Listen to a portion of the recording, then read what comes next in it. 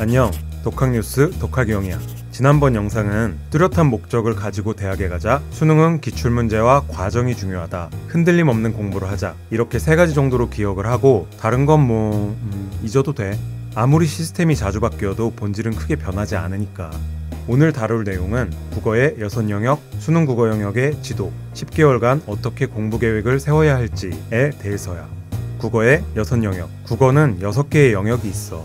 듣기, 말하기, 읽기, 쓰기, 문법, 문학 이렇게. 여기서 모르는 단어는 없지? 그런데 우리가 학년을 올라가면서 이름이 조금씩은 바뀌는데 중학교 때 국어 교과서엔 국어와 생활국어가 있었지. 고등학교 1학년 땐 국어 1, 2가 있었고 6영역 중에 읽기와 문학이 국어, 나머지 듣기, 말하기, 쓰기, 문법이 생활국어 부분에 있었어. 기억이 날진 모르겠지만. 그래서 우리는 중학교 때 기본적인 국어의 거의 모든 걸 다 배우고 고1 때 그걸 총 복습을 하게 돼.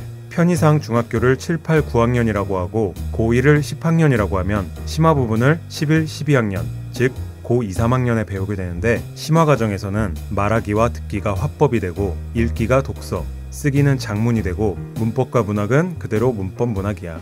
이제야 수능 국어에 해당되는 용어들이 나오지. 그런데 작년 수능까지 적용된 공국예정 교과서는 화법과 작문, 독서와 문법, 문학 이런 과목으로 교과서가 나왔지만 앞으로 우리는 수능 국어 영역에 관해서만 다룰 거니까 일단 이건 이렇구나 하고 넘어가면 되고, 자, 이제 수능 국어 영역의 지도를 그려볼 건데 제일 먼저 화법이 1번에서 5번, 작문이 6번에서 10번, 문법이 11번에서 15번 이렇게 순서대로 나와. 그래서 줄여서 화작문 이렇게 부르는 거야. 그리고 비문학 15문제, 문학 15문제가 서로 번갈아 가면서 나오는데 비문학은 인문, 사회, 과학, 기술, 독서, 언어, 예술 등에서 3개의 지문이 나오고 문학은 고전문학과 현대문학, 고전문학에서 운문과 산문, 현대문학에서도 운문과 산문. 운문은 운율을 지닌 시 같은 걸 말하고 산문은 운율이 없는 보통 문장의 글을 뜻해. 대표적으로 소설이나 수필 등이 있겠지? 이렇게 각각 4개의 영역에서 한 지문씩 출제가 돼. 이렇게 16번에서 45번 문제까지고 우리는 이걸 80분 안에 풀어야 하는 거지.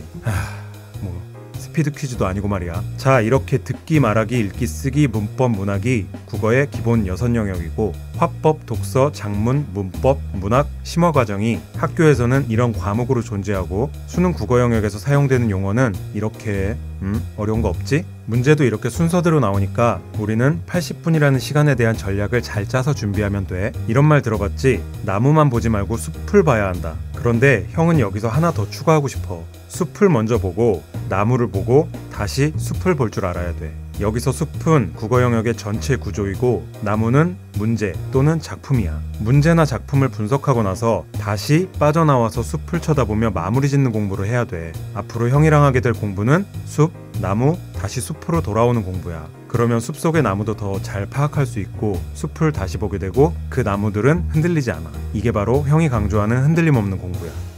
자, 그럼 10개월간의 계획을 세워볼 건데, 자, 형이 좋아하는 타임라인을 쫙 긋고 2020년 11월 19일 D-Day까지 10개월을 쫙 널어놓고 1월에서 10월까지 6월달에 모의고사 6평, 그리고 9월에는 9평이 있지. 이 두 모의고사는 교육과정 평가원에서 출제하는 거니까 형이 중요하다고 했지? 다 알고 있을 텐데. 그리고 3월 전까지는 겨울방학, 7, 8월에 짧기는 하지만 여름방학이 잠깐 스치듯이 있고 우리는 1월에서 2월 중순까지는 화법 작문을 끝낼 거야. 그리고 약 4개월 동안 비문학과 문학을 기출문제 위주로 공부할 거야. 좀 빠듯하긴 하지만. 그리고 이 기간에는 문법을 살펴볼 거고 8월, 9월 60일 복습, 그리고 10월 30일 복습, 남은 18일 정도는 조금 이따 얘기하자. 먼저 1월, 제일 중요하지. 방향을 확실하게 정해야 하니까 일단 나 자신을 잘 파악을 해야 돼. 내 상황과 여건, 내 공부 스타일, 그리고 그에 대한 나만의 세부 계획을 세워야 하고, 그리고 건강한 마음가짐, 마지막으로 목표. 일단 우리의 화작 목표는 만점이야. 왜냐면 다른 영역에 비해서 상대적으로 너무 쉽고 문제 패턴도 뻔하거든. 늘 비슷한 문제가 나와. 형이랑 앞으로 같이 확인해 볼 거야. 화작에서 시간을 아껴야 돼. 일단 한 달 안에 기본 공부를 끝내고 이후엔 개인적으로 공부하는데 너무 많은 문제를 풀 필요는 없어. 6평, 9평 수능 기출문제만 해도 너무 충분하거든. 그리고 다들 수능 특강 정도는 학교에서 하잖아? 그 정도면 충분해. 문제는 말도 많고 탈도 많은 이놈의 비문학, 그리고 작품 수에 질려버리게 하는 문학이지. 비문학은 결국 독해력이 중요하고 문학은 작품이 많긴 하지만 아무튼 둘을 병행해서 공부하는 게 좋아. 문학은 작품이 많지만 어떤 작품이 나와도 흔들리지 않고 풀 수 있어야 한다고 했지. 자, 이렇게 문제가 나왔다고 보면 작품이 있으면 작가가 있을 거고 독자가 있겠지? 작가는 표현을 한 거고 독자는 이해하고 감상을 한 거야. 그리고 이 작품은 역사의 흐름 속에 존재하겠지? 그래서 이렇게 현실이 반영이 돼.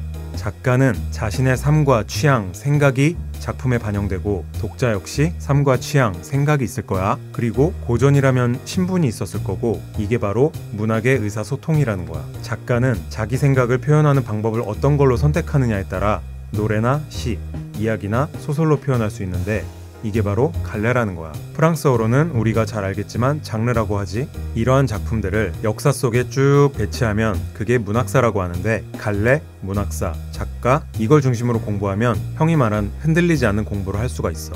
그런데 우리에겐 시간이 많지 않으니까 형이 최대한 요약을 해볼게. 또 문학도 시험 문제 유형은 어느 정도 비슷한데 가와 나에 대한 설명, 이해, 특징 이런 거는 뭐 단골로 나오고 기억에서 미음, A에서 F 어쩌고 이런 거 자주 봤지. 감상, 탐구 이런 것들은 정말 매번 나오는 패턴이라서 모르는 작품이라도 문제만 집요하게 파면 다 풀 수가 있어. 문법은 참 뭐랄까 5문제를 풀기 위해 공부해야 할 내용이 좀 많아. 그래서 형은 이걸 제일 뒤로 미룬 거고 정 힘들면 아는 것만 풀고 그냥 제끼라고 말하곤 하는데 제끼면 안 되겠지. 아무튼 문법은 의문, 단어, 문장 크게 이렇게 구분하고 현대문법과 고전문법이 있어. 당연히 현대문법이 많이 나오고 뭐 고전문법은 한 문제 정도? 그래도 시간이 없다면 제일 미루는 걸 추천해. 진짜 시간이 너무 없다면. 자, 이제 60일 복습이야. 이건 지금까지 공부한 7개월간의 압축 버전이라고 보면 돼.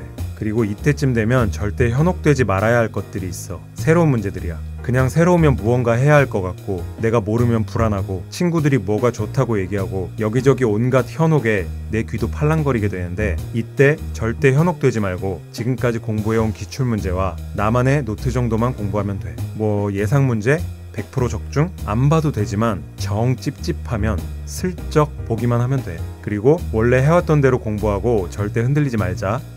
그 다음 30일 복습도 60일 복습의 압축 버전이라고 보면 돼. 에빙하우스의 망각곡선 알지? 형은 반복과 복습을 가장 중요하게 생각해. 그러니까 역시 기출문제 나만의 노트만 믿으면 돼. 자, 드디어 D-18일 이제 알겠지? 역시나 30일의 압축 버전이야. 그런데 여기서 중요한 건 뇌가 충분히 쉬어줘야 한다는 거야.